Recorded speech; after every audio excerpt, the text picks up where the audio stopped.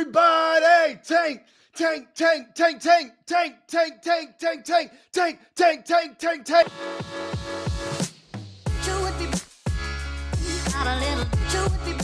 What's going on, everybody? Welcome back to the Full Command Show. My name is Grant Mitchell, and we are here to discuss the Washington Commanders losing in Spain for the first time, 13-16 to the Miami Dolphins, falling to 3-8 on the year, coming out of Week 11, a season after we finished 12-5. Really, if you think about it, we went 14-6 overall. We are now 3-8. We are climbing up the charts in the mock drafts. Get the boards out, boys. Arvell Reese, come on down. Come on down. Hey, Ruben Bain, pack your bags, son. We're leaving Miami. We're going to the nation's capital. Caleb Downs, get ready to learn blue crab, buddy. That's where we're looking at right now. That's the trajectory we're on. We are in mock draft season. This was an all-time tank off. This was truly a sight to behold. We should all feel privileged that we got to witness a tank off executed that way, and a tank off of this magnitude between 2, 3, and 7 teams who are fighting for a chance to move up the draft board. Just what a morning, noon, wherever you are in the globe, afternoon, evening. I was talking to somebody in the comments. I got fans. I got fans in Australia. I shouldn't say fans. That makes me sound so conceited. I got viewers in.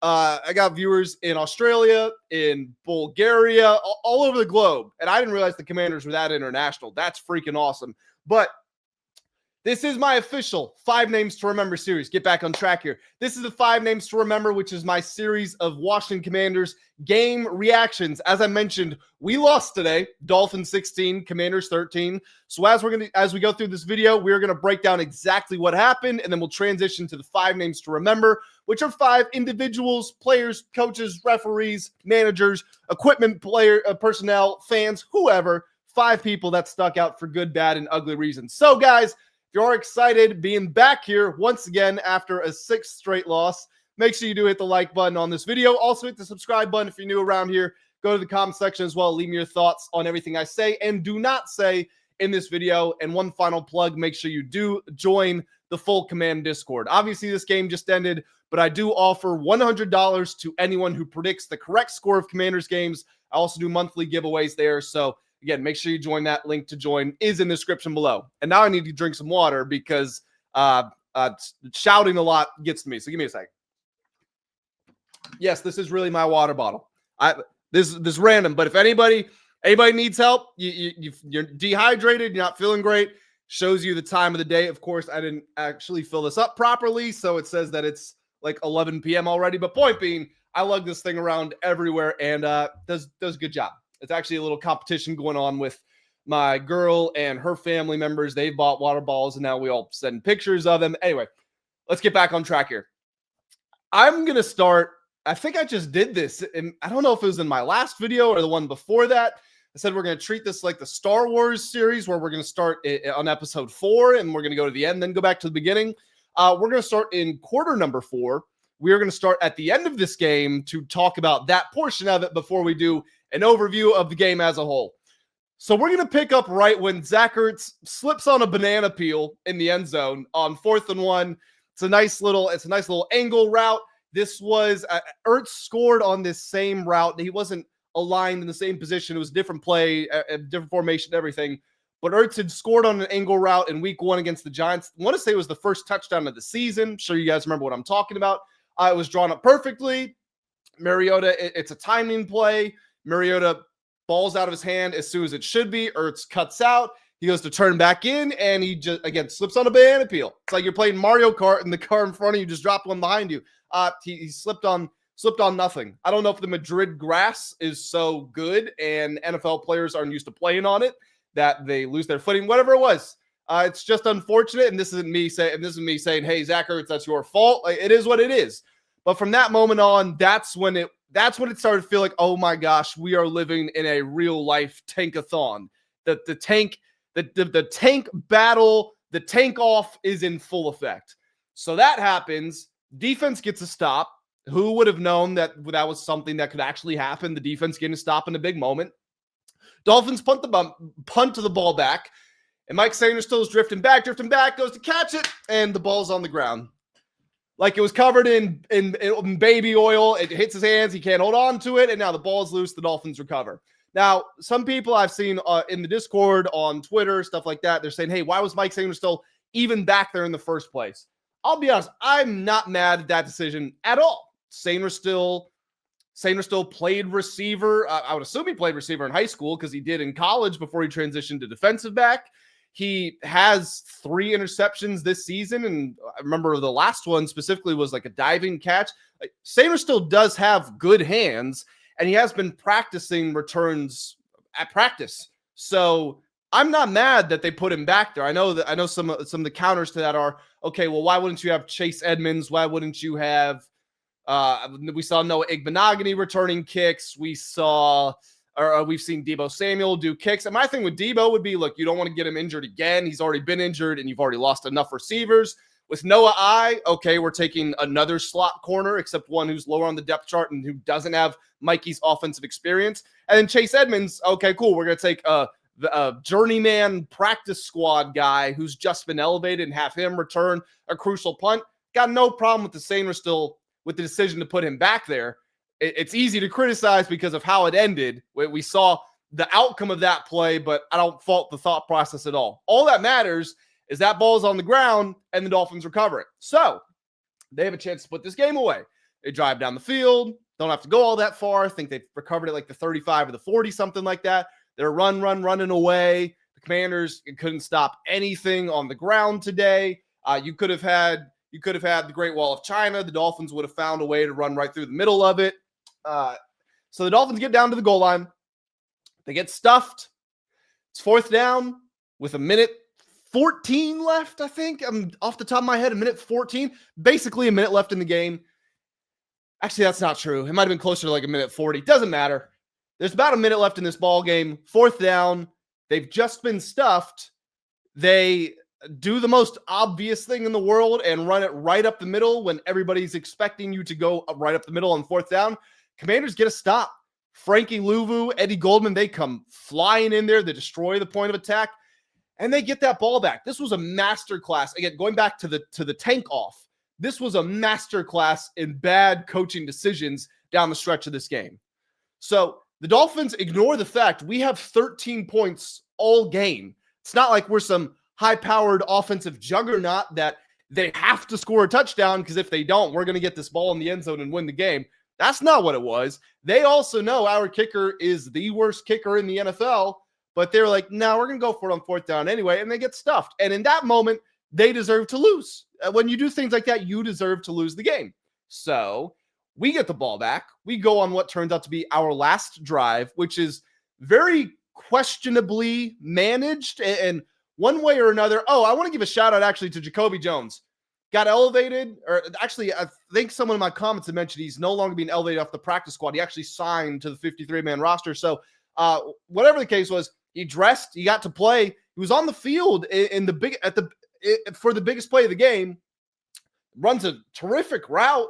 Mariota gives it to him, and he gets like a 25, 30-something yard completion on 3rd and 6 for a chance to potentially win the game. So shout out to Jacoby Jones, man, because even though it was a very easy catch, it was easy because he ran himself open with a great route, and it's a lot of concentration, still need a lot of pressure. So shout out to Jacoby Jones. But that play happens. Commanders move down the field a little bit. You end up getting into a situation where Matt Gay is kicking a 56-ish yard field goal. He's already missed one from 51 earlier in the day.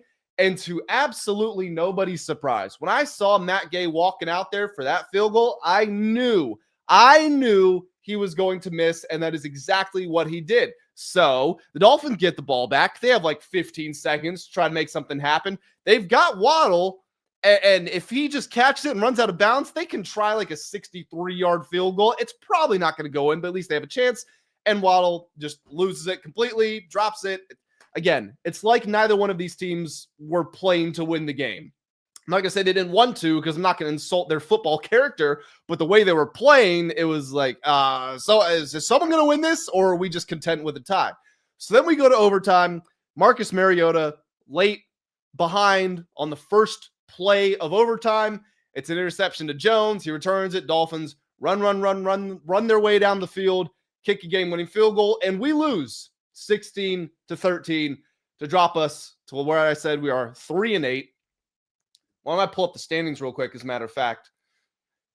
Why don't I pull up the standings and see where that puts us? We are now the third worst team. Oh, cool. We actually haven't moved. We were the third worst team in the NFC before this game, and we're still there after that loss. So who's really losing, huh? We got the Saints below us at 2-8, and the Giants also at 2-8. If the Saints win, who are they playing? If the Saints beat the Falcons today, they will go ahead of us, because while we are 1-6 against the NFC, if they win today, they would be 3-6. So they would have the tiebreaker over us. And then even if the Giants win, they would be behind us because we beat them head-to-head, and that would be the tiebreaker. Okay, and we still got a chance, or still got a game against the Giants coming up, so they have a chance to avenge that. Before I get into breaking down offense, defense, and then the 5 names to remember, let's just look at the schedule. Again, we're riding a 6-game losing streak. We have a bye week next week, which I'm sure everybody appreciates. We've got the Broncos coming out of that. They're going to be, I would assume their bye week is next week as well, because I don't think they've had it yet. So they're going to be 8-3 or 9-2 when we play them. We go at Vikings after that. JJ McCarthy's not good, but I tell you what, Kevin O'Connell and Brian Flores absolutely are. Then we have the Giants game, but it is on the road. Jackson Dart will probably be back by then. And then we go Eagles, Cowboys, at Eagles to close the season. Week 18, Eagles going to be playing their backups, but that's still not a guarantee we win that game.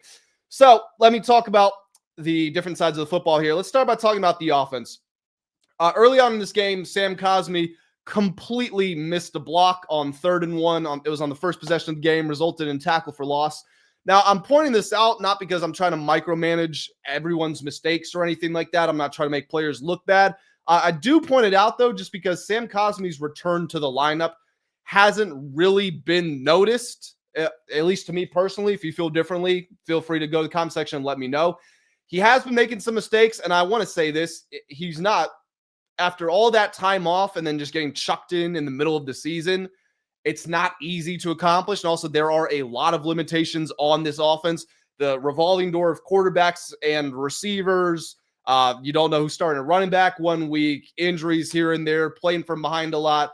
In those moments where, like the Bears game, where teams knew we were going to be running the football every time, so they were just creeping down in the box. I'm not saying this to say that Cosmi deserves blame or anything like that. I'm just saying let's keep an eye on this. And heck, we might not even get a really fair evaluation until next season, but just something to keep an eye on. Cliff Kingsbury, I thought, called a pretty solid game today overall. Although the third and 1 at the 2-yard line on the first possession of the game, we go QB power. I'm so over the quarterback powers. A lot of teams have moved away from QB sneaks because quarterbacks there's a risk of injury. This happened to Mahomes. Mahomes did a QB sneak, I want to say in 2018, 2019, got his knee dislocated, and Andy Reid never called a QB sneak again. That's what I feel like is happening with a lot of these teams. Obviously, the Eagles and the Bills are the antithesis of that because they do some tush pushes, but even still, it's not a QB sneak in the sense he's not going directly under all those bodies.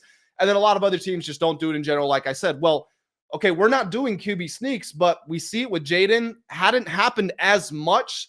Really, I remember him doing it in the first 2 weeks of last year. Then he basically completely stopped, and then it came back a couple of times this year. Now he's doing it with Mariota. Just cut it out. If we're in 3rd and 1 on the 2-yard line and Chris Rodriguez Jr. has gotten us to that point, put the ball back in his belly and let him run it.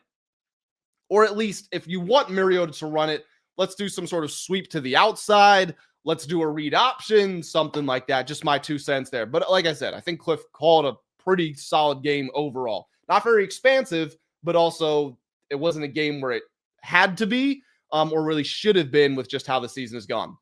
I mentioned C-Rod's name there, and I just want to shout him out. He played a very good game. I really hope Bill is that electric change of pace back, and he's he's just adjusting, and this is totally understandable, but just adjusting to the difference in speed from playing at New Mexico and Alabama State. I know he practiced with Arizona, but he only played one game, and it was against New Mexico. So it's a big step up for Bill, and I'm hoping he figures out how to be that change of pace back, because what C-Rod does is exactly what David Montgomery does for the Lions. He runs very hard. He's physical between the tackles. He has very sneaky elusiveness, had some really crisp forced missed tackles today.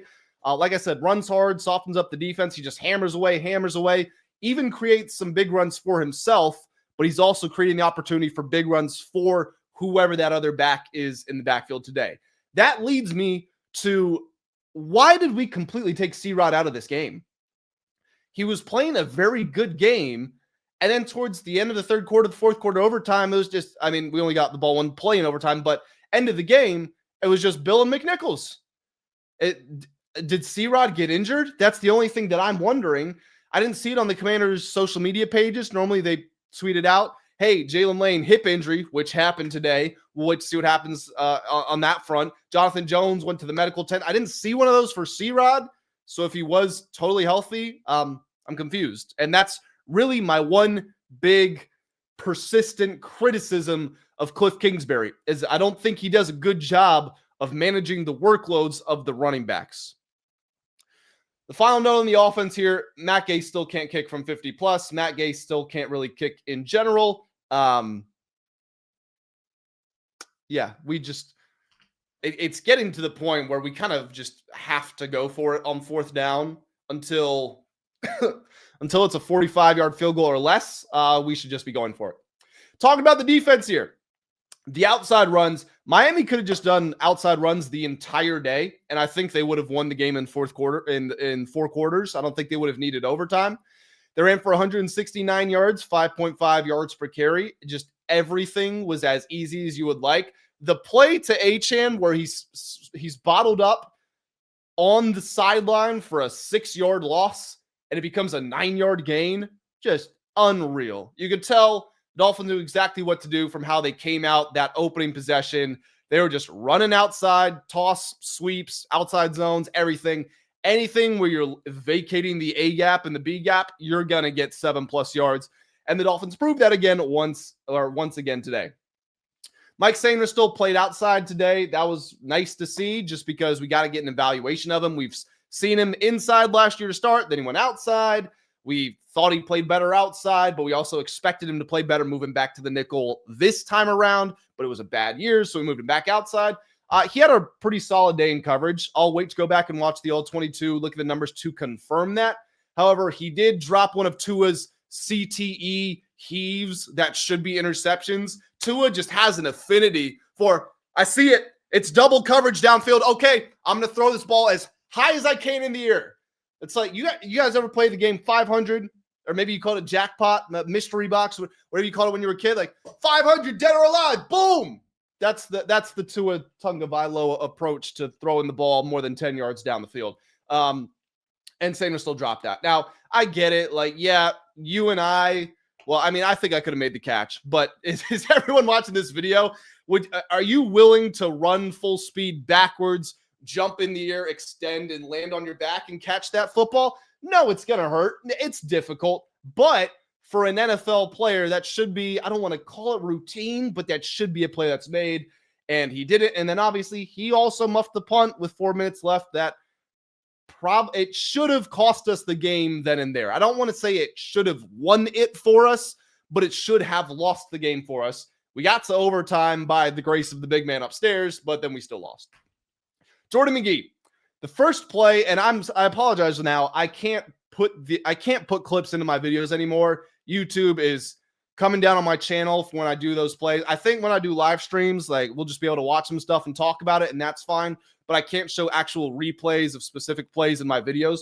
But feel free to go back and watch the highlights, or if you have the full rebroadcast and you want to go check out this play I'm talking about, it was the first play of the Dolphins' second offensive possession. And it perfectly encapsulated the positive impact that Jordan Magee is making on this team and will continue to make for years to come. He drops down. It's a pass. I can't remember if it was a play pass or not, but it was a pass. He drops down, and then all of a sudden he flips his hips, gets back out. I would have to see the all 22 because I'm limited by the TV angle, but it looked like he got himself into the passing window, play in the zone, shut off whatever route, whatever receiver that was there. Tua checks it down to Achane in the flat, and McGee flips his hips again, and it's like he shot out of a cannon, just fires down to the flat. Open field tackle on Achane, wrangles him down for a 4-yard gain or so. Like that play, again, the instincts to say, oh crap, I'm out of position. I got to get back, flip the hips, be there in that zone window, agility and athleticism to flip back, the speed to get to Achane, the technique and the power to actually get Achane on the ground. That was Jordan Magee. And for a guy who I get, he's a second-year player, but he barely got to play last year, for this really effectively being his first year playing and really being the first month of him starting, those are the plays you need to see. Mistakes are going to happen. That's fine. But you need to see those plays, and McGee is delivering on those plays. There are also some good pass rush moments in this game. Want to give a shout-out to Jacob Martin. Got to give the pregame speech again. Nobody else on this defense should be given a pregame speech if their name isn't Jacob Martin, as long as Jacob Martin is on the roster. I really hope he is back with this team next year. He had a nice sack on Tua in open space, and I get Tua's not the most elusive guy in the world, but for a big man, that is a tough play to make, especially when the quarterback can throw it. They can pump fake you. Now you got to pause. They can flip all around. They got offensive linemen coming from blindside, stuff like that. It's a tough play to make, and Jacob Martin got Tua on the ground, so shout out to him there. And I also want to give kudos to DQ. Now, I'm not going to spoil it, but I'm going to give a shout out to DQ. There was a really cool blitz on third down. It was the Jonathan Jones sack. They come out, they have 5 guys up on the line of scrimmage. They had Frankie Louvu lined up over the guard with Von Miller to his outside. So you're smaller over there. 3 players ended up coming on the left side, but they were flashing across, moving diagonally towards the right on a bit of a slant. And then you had Jonathan Jones as a true corner who came flying in on a blitz. Ingold leaking out of the backfield, did not pick him up. He was released on his route, and Jonathan Jones got a totally free pressure and ended up getting a sack out of it. So just really cool design from DQ. And I have been one to defend Joe Whitt and say that it's I hate repeating myself all the time. You guys know how I feel. My issue is what's happening behind closed doors on the practice field, stuff like that.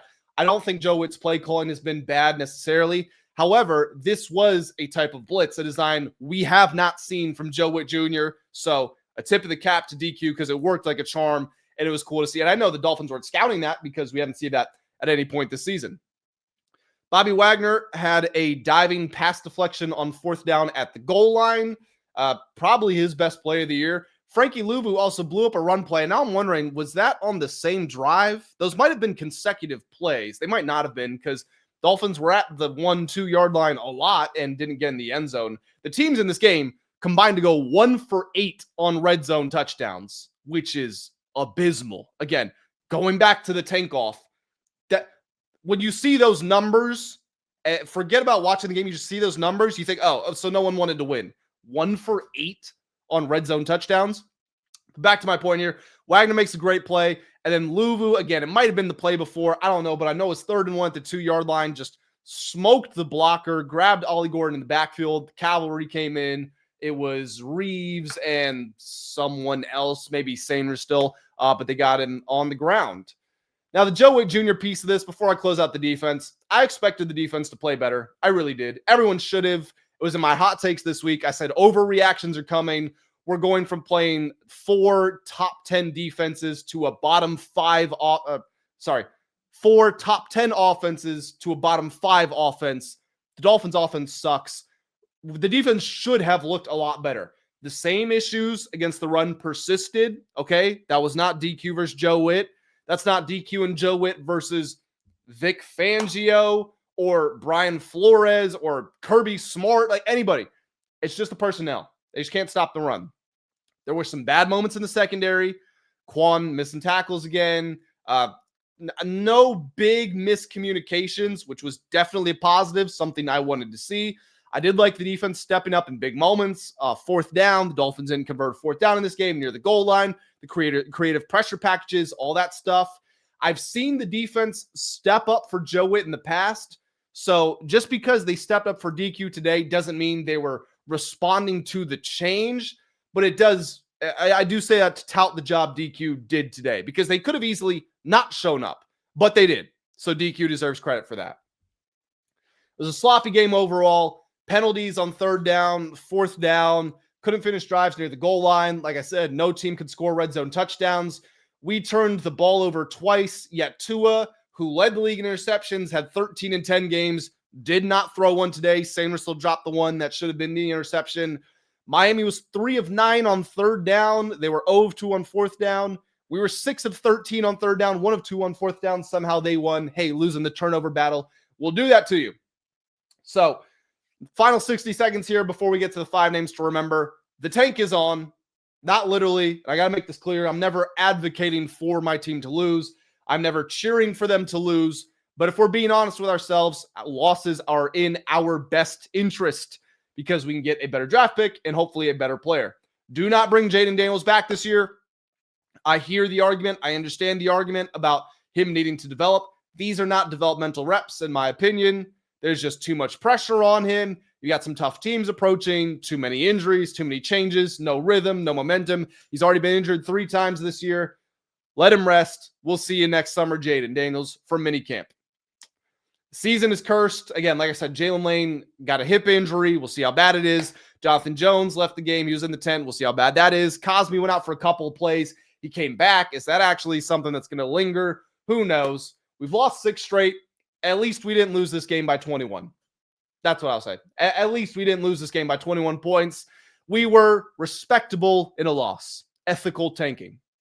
So on that note, let's get to the 5 names to remember. Here we are in the new screen. For those of you who don't remember, or if you're new around here, the 5 names to remember comes with 4 color grades. We have green for you did a good job today, dark green for a game ball, yellow for, oh, you made some mistakes there, that wasn't very good, and red is, I'm completely done with you, borderline wants you off the team, or you single-handedly lost us the game.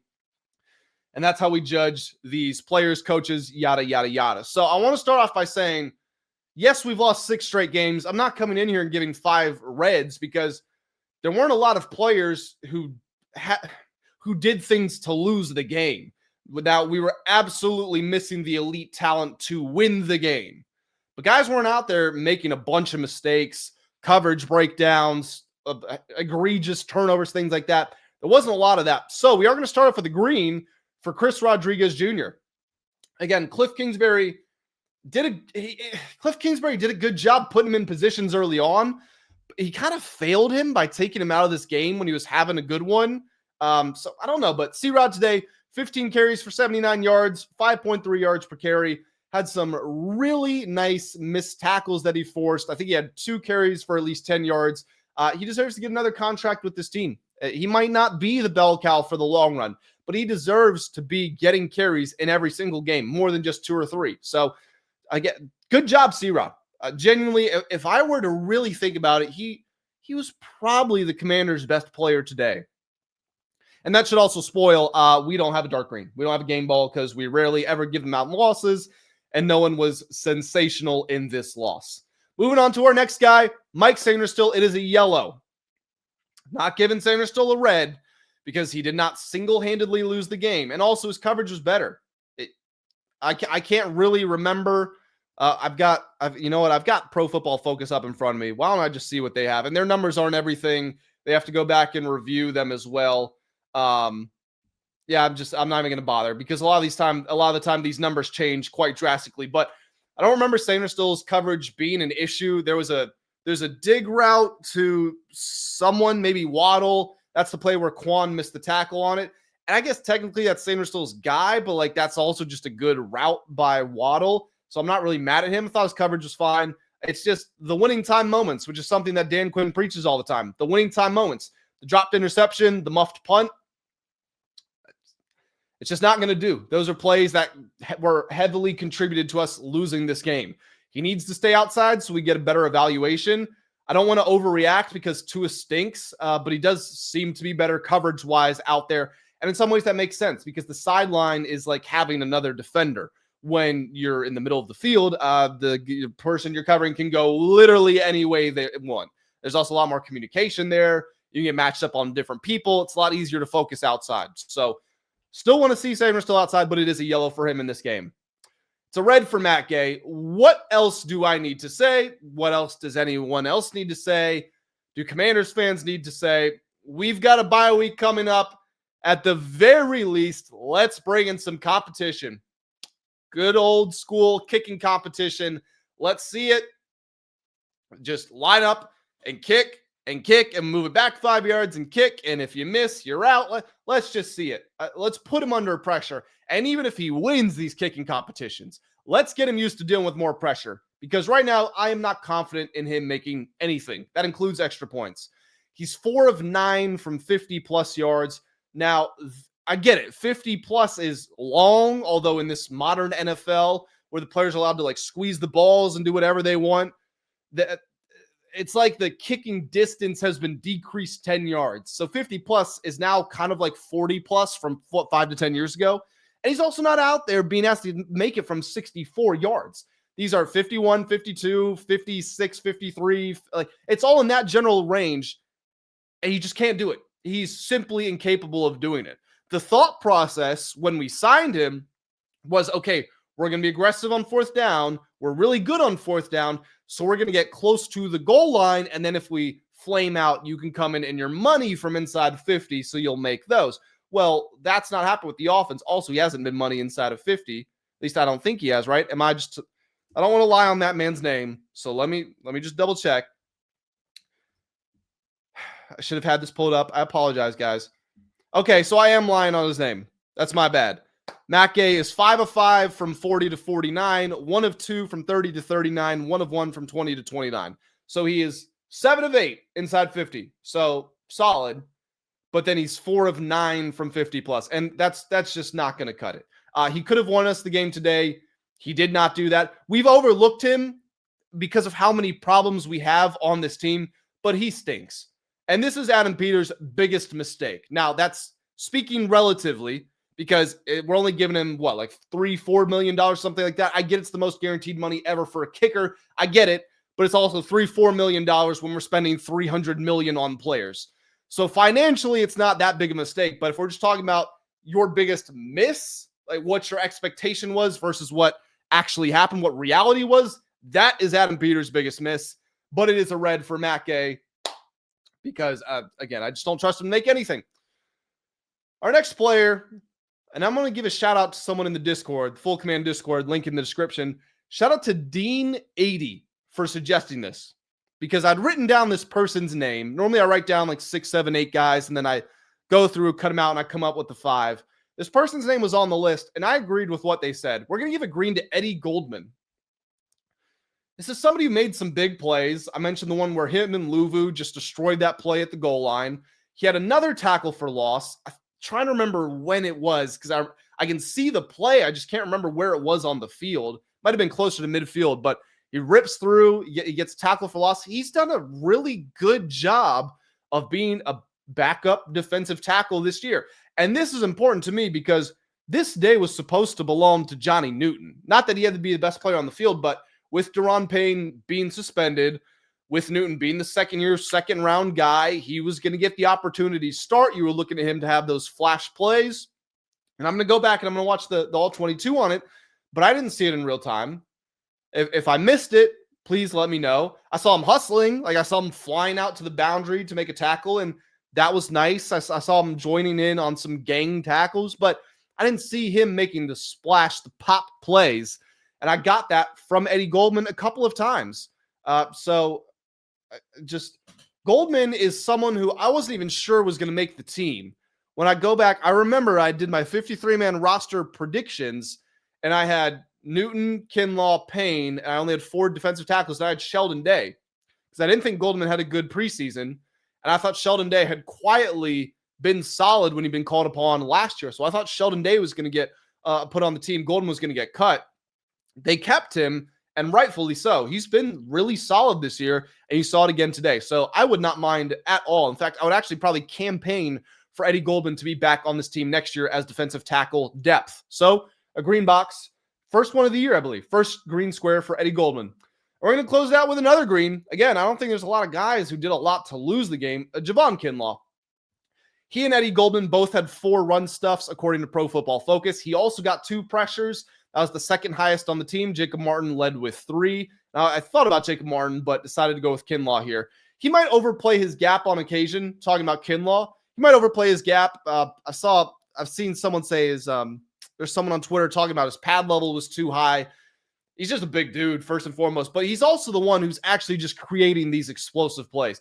He is the one guy who basically every game this season, he's the one defensive player who nearly every game has forced the offense. He's affected the offense's game plan, I think is the best way to put it. He has done something, and it might not be a pressure. It might not be a tackle for loss, but he slants across and he throws a blocker out of the way, and he forces the running back to turn it back the other way. He just continually makes those types of plays. And I want to continue to give him his flowers because as someone who was heavily criticized, Adam Peters criticized a lot for the contract that he gave to Kinlaw, I feel like he's been our best performer on defense over the course of this year. So as a recap here, we got a green for C-Rod, a yellow for Sainristil, a red for Matt Gay, a green for Eddie Goldman, and a green for Javon Kinlaw. Guys, that's going to do it for this episode of the 5 Names to Remember series. Make sure that you do go to the comment section below. Give me your thoughts on everything I did and did not say. Hit that subscribe button if you haven't already. Like the video if I didn't say it as well. And that's going to do it. We're 3-8 going into the bye week. Changes are going to happen, I would assume. I don't know on what level. I don't know if it's going to be coaching. I don't know if that's going to be players. I don't know what. But something's got to give with this team right now. Maybe it's just fully buying into the youth. Maybe Kane Madrano starting pretty soon. I don't know. But that's going to do it. I'm going to head out of here, guys. I appreciate you all joining me. I'll catch you in the next one. Have a great day.